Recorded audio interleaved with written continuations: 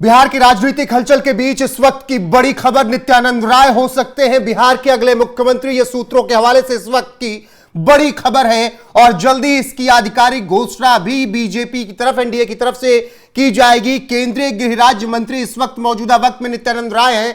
3 दशक से भाजपा के कार्यकर्ता हैं नित्यानंद राय और इस वक्त केंद्र में है, लेकिन अब वो बिहार जाने की तैयारी में है। बिहार के उजियारपुर से सांसद हैं नित्यानंद राय। तो बिहार से इस वक्त की सबसे बड़ी खबर कि बिहार के अगले मुख्यमंत्री हो सकते हैं नित्यानंद राय और इस वक्त की ये सबसे बड़ी खबर है और सूत्रों के हवाले से यह खबर है कि नित्यानंद राय बिहार के अगले मुख्यमंत्री हो सकते हैं। पंकज जी, जिस तरीके से केंद्रीय गृह राज्य मंत्री का यह नाम सामने आया है, क्या अभी आधिकारिक ऐलान होने में एक लंबा वक्त है या फिर राजनीतिक विश्लेषक ही केवल ये नाम आगे रख रहे हैं?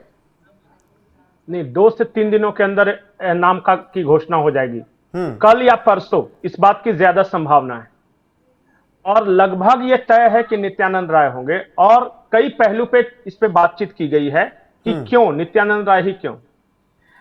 एक तो नित्यानंद राय यादव समाज से आते हैं और अगर एक यादव को बिहार का मुख्यमंत्री बनाया जाता है तो इसका संदेश सिर्फ बिहार में नहीं जाएगा बल्कि उत्तर प्रदेश में भी जाएगा।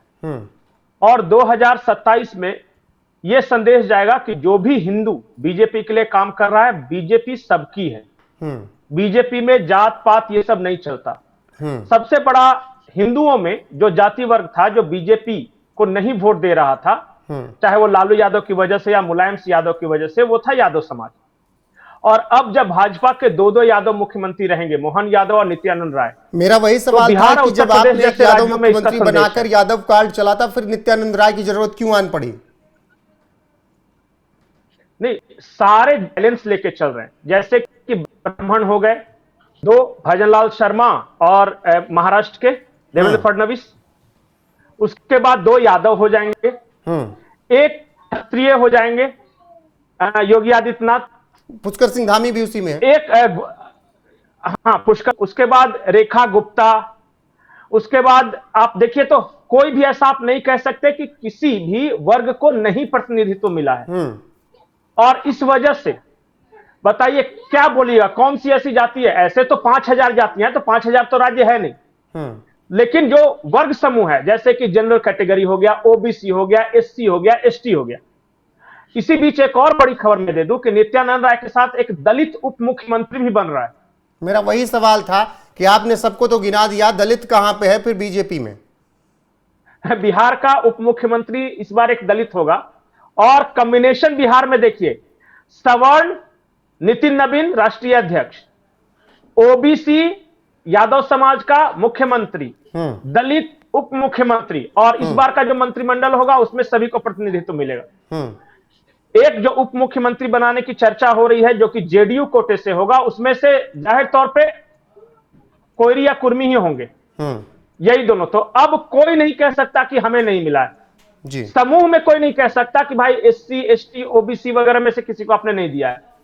इंडिविजुअल जाति में तो खैर करते रहेगा, तो 5000 से ज्यादा जातियां हैं बिहार में। तो एक तो यह संदेश है। दूसरा, नित्यानंद राय के नाम सिलेक्शन के कारण 3 नाम चल रहे थे, ईमानदारी से तीनों नामों पे चर्चा की गई। एक थे सम्राट चौधरी, एक थे नित्यानंद राय और तीसरे थे दिलीप जायसवाल जो कि प्रदेश अध्यक्ष है। तो जायसवाल जो जी थे, उनको यह देखा गया कि पहले मैं एक एक करके सबका पॉजिटिव बता देता हूं जी। दिलीप जायसवाल के बारे में कहा जा रहा था कि नहीं, अगर इस तरह की करेंगे हम, अगर उनका सिलेक्शन हो जाएगा तो फिर आप देख रहे हैं बिहार में कैसा माहौल है, फिर वो बनियावाद का आरोप लगेगा कि वैश्य वैश्य वैश्य वैश्य। तो ये नहीं चाह रहे थे कि इस तरह का कोई लांछन लगे।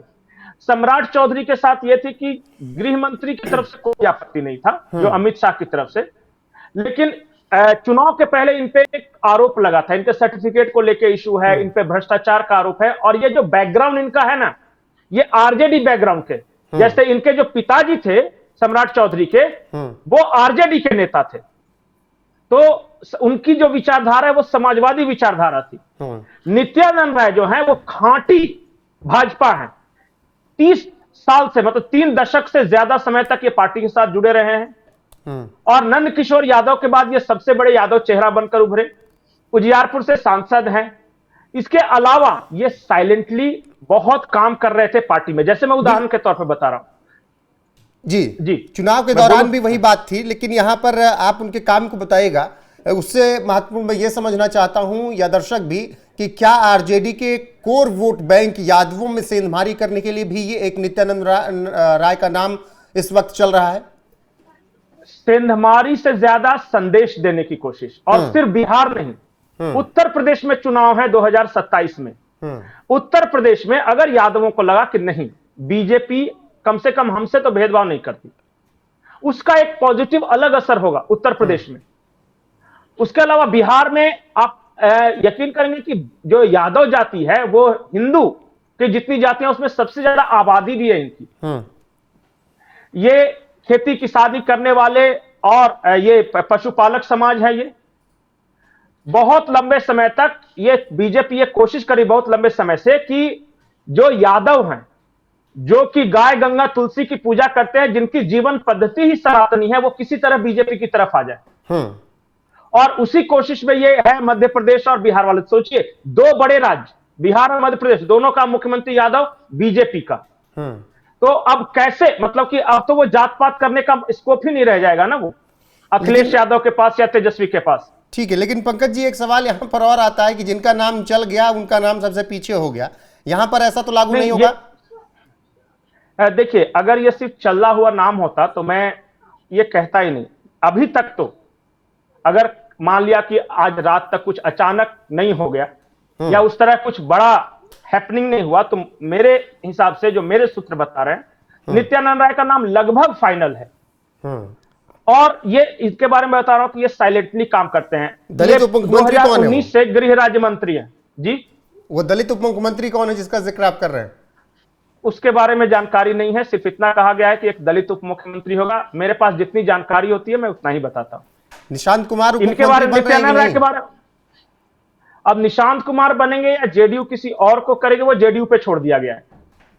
जेडीयू कोटे का मंत्री या जेडीयू से कौन उप मुख्यमंत्री होगा, ये पूरी तरह जेडीयू के ऊपर छोड़ दिया गया है कि आप फैसला करके हमें बता दो, हमें कोई आपत्ति नहीं होगी। गृह मंत्रालय को एक लेकर और बात मैं बता रहा हूं। जी जी, आप अपनी बात कंप्लीट कर लीजिए पहले। मैं एक बात और बता रहा हूं कि पिछले जब विधानसभा चुनाव हो रहा था ना, तो बहुत सारे लोग नाराज थे और बहुत सारे नेता थे। तो उन सबको मनाने का जिम्मा सौंपा गया था नित्यानंद राय को। चाहे वो चिराग पासवान से भी बातचीत की हो, उपेंद्र कुशवाहा से बातचीत की हो। जब चिराग पासवान के साथ सीट एडजस्टमेंट को लेकर बात नहीं बन रही थी, तो आपको याद होगा ये गए थे उनकी मां से मिलने, चिराग पासवान की मां से मिलने। और रामविलास पासवान के साथ इनके घरेलू ताल्लुकात थे शुरू से, जब चिराग बच्चे थे तब से। तो मां के पास जाकर जब ये बातचीत करके आए, तब चिराग पासवान राजी हो गए। तो इनका जो पेनिट्रेशन है ना राजनीतिक परिवारों में, आपको शायद पता नहीं हो कि लालू परिवार के अंदर भी इनका पेनिट्रेशन है। और इस बार महुआ से जब तेज प्रताप यादव चुनाव लड़ रहे थे, और ये थे वहां पे जहां से तेजस्वी यादव लड़ते हैं, राघोपुर से। ये राघोपुर में कैंप किए हुए थे, लेकिन फोन से लगातार महुआ के बारे में अपडेट ले रहे थे कि महुआ में क्या हुआ। यहां तक अपडेट ले रहे थे कि तेज प्रताप को कोई दिक्कत तो नहीं है, मतलब पैसे वैसे। नित्यानंद राय किस तरीके से काम करते हैं वो तो आपने समझा दिया। आखिर में बस बहुत छोटा सा, गृह मंत्रालय वाली जो खींचतान चल रही थी, वो किसी फाइनल बात तक चीत पहुंची या नहीं? देखिए, वो सब जो कह रहे थे कि जो मेरे सूत्र हैं बीजेपी में, वो कह रहे थे कि ये मीडिया के कयास है। गृह मंत्रालय को लेकर किसी तरह की कोई खींचतान नहीं है। ये ना जेडीयू के किसी नेता ने कुछ कहा है इस बारे में, गृह मंत्रालय के बारे में ना बीजेपी के किसी नेता ने कहा है। उन्होंने कहा कि देखो जैसा जो था वही चल रहा था। एक और बात जो उन्होंने बताई है वो महत्वपूर्ण है, वो ये कि अब जरा सोचिए, मैं सिर्फ एक फिनोमिनन बता रहा हूं और दर्शक इसका आकलन खुद करें। एक मिलिट्री से जुड़ा हुआ व्यक्ति राज्यपाल बनता है जी। देश के गृह मंत्रालय से जो गृह राज्य मंत्री है वो मुख्यमंत्री बन जाते हैं।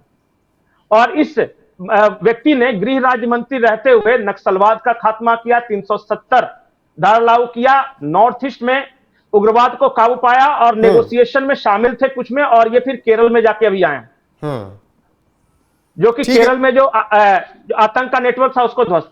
अब ऐसा व्यक्ति अगर बिहार का मुख्यमंत्री हो, आर्मी बैकग्राउंड का राज्यपाल हो, और बगल में बंगाल में आईबी से जुड़ा हुआ व्यक्ति राज्यपाल हो तो इसके एक अलग मायने हैं। बिल्कुल एक और बड़ी इसका प्लानिंग है, महत्व भी ना अलग सिर्फ है। एक प्रदेश के मुख्यमंत्री को तय किया जा रहा है बल्कि उसके पीछे भी बड़ी प्लानिंग है। फिलहाल खबर यही है सूत्रों के हवाले से, नित्यानंद राय बिहार के अगले मुख्यमंत्री बन सकते हैं। फिलहाल अभी नीतीश कुमार ही जिम्मेदारी संभाल रहे हैं। 10 अप्रैल को राज्यसभा जब पहुंचेंगे तो उसके बाद बिहार का नया मुख्यमंत्री आपको मिल जाएगा और वो नित्यानंद राय हो सकते हैं। अभी तक जब हम बात कर रहे हैं 8 मार्च 2026 को शाम को लगभग 7:15 पर। जी पंकज जी, 10 अप्रैल तक नहीं चलेगा, इसी हफ्ते घोषणा हो जाएगी। चलिए ये इसी भी मुझे हफ्ते बताया गया। इस खबर के साथ आपसे विदा लेते हैं। बने रहिए हमारे साथ, जो भी अपडेट आएगी आप तक पहुंचाएंगे जरूर। अभी के लिए बस इतना है, नमस्कार।